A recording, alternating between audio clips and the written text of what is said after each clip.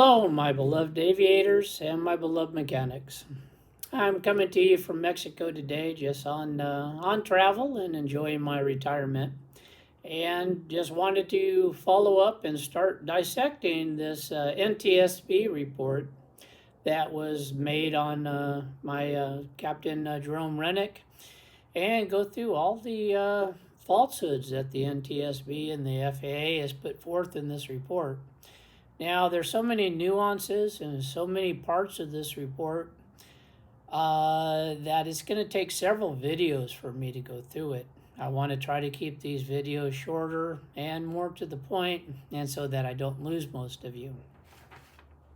This report number is WPR 19MA177, and the where I'm going to talk to mostly about today is one of the main issues that this report put forward was that this crash that resulted in the death of 11 people was due to bad flight instruction.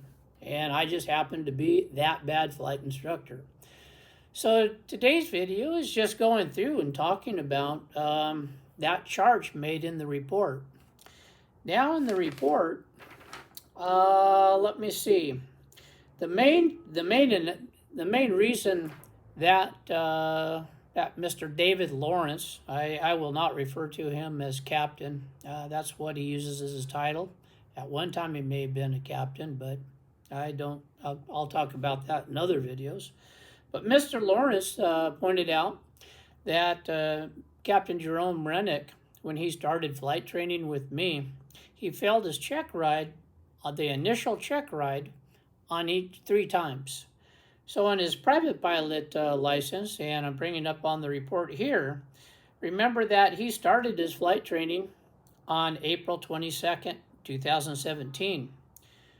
By July 9th, he was taking his private pilot license, and on July 9th, he failed his first check ride. Then he went back on July 22nd with less than an hour of remedial flight training. And then his second check ride was probably about less than an hour. Most of that was just doing the paperwork to recheck him. But then he was all good again, and then he passed. Then on his instrument, he was already in his instrument check ride by October 26. And then, once again, he failed his initial check ride. And then on November 13th, a week or 2 later, with 1 hour flight training, all of a sudden he's good and he passes his check ride. Now on his multi-engine commercial, he was into that in December 2nd. So about a month later, he was already taking his multi-engine commercial with me. Then once again, he failed that check ride. But then less than 10 days later, 10, 11 days later, he takes his second check ride, and then he passes. He's just right as rain and a pilot that meets standards. As you can see, this is a trend.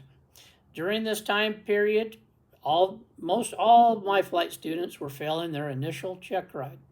The reason being was that the FAA had told the examiners that they needed to have a high failure rate, otherwise they weren't doing their job. So all the flight examiners complied. During this time, especially in the Riverside FSDO, I don't think it was nationwide, but in the Riverside FSDO, we were running 50 to 60% failure rates on initial check rides. Now, at that time, I believe my initial pass rate was 59%. I think I had one of the highest pass rates in the Riverside FSDO. This was so bad that the FAA was required to do remedial training for flight instructors in the Riverside FSDO, conducted by Mr. Dr. Paul Foster. And Mr. Roy Peters, the one that came after me after this report was put out, or during this report, he was one of the inspectors that kind of came after me. He was in that meeting too. This meeting consisted of almost all the flight instructors in the Riverside FSDO. Now, there was at least a good 50 that were there, and more that didn't even show up. So this was a widespread problem. Now I'd like to just discuss Jerome's flight training that was supposedly so bad it resulted in the death of all these people. Gentlemen, we've all gone through flight training. Can you imagine going to a flight school where in less than 2 months you have your private pilot license? Then, in a matter of another 2 months, you have your instrument. Then within a month, you have your multi-engine commercial, and you're about 300 hours at this time. Then, Jerome, when he left my flight school, he had roughly about 700 flight hours with being with me for about, he stayed on an extra 6 months while he was applying for jobs. So can you imagine being at a flight school, spending less than a year and getting to 700 flight hours? And then he had 53 hours of multi-engine turbine time dealing with an FMS, ProLine 21, and doing international flights. I don't know of any other flight school or any other experience like this that any aviators have had other than those that have come to my school. I challenge Mr. Lawrence to show me another flight school that has this kind of record. Now, this has had absolutely chilling effects on the flight training community. Now, since the FAA and the NTSB has put through this policy of holding the flight instructors responsible for their students' initial check ride performance. Remember that the initial check ride, these kids haven't slept. They don't know what they're doing. This is their first experience taking a check ride, and they do horrible. In fact, all the examiners and all of the experienced flight instructors will tell you your worst flying is done on the day of your first check ride. We've all experienced this.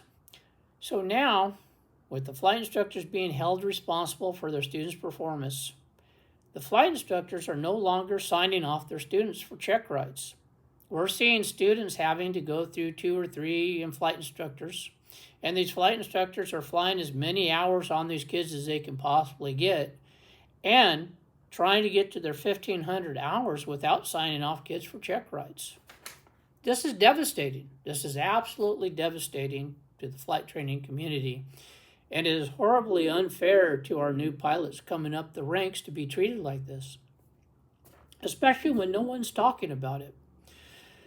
So we need to reverse this so that our flight instructors can sign off students once they meet standards and send them to their check ride, and not be fearful of having their rating taken away from them. So this is one of the things that I'd like to address and fix, and this is one of the main issues on the NTSB report that they've put out against me being a bad flight instructor. I welcome in the comments for anyone to find a better flight school and that had better results than I had with Captain Jerome Renck. He was a well-trained pilot, and I don't see any way even Mr. Lawrence could come back and explain how this training was poor or bad. I thank you so much for watching this video, and I look forward so much to sharing the next video where I'll get into the physical evidence that the NTSB kind of massaged and kind of just absolutely just falsified on us. So anyways, I'm enjoying my day here in sunny Mexico, and retirement is great. So anyways, I'll talk to you fellow aviators and mechanics on the next video. Peace.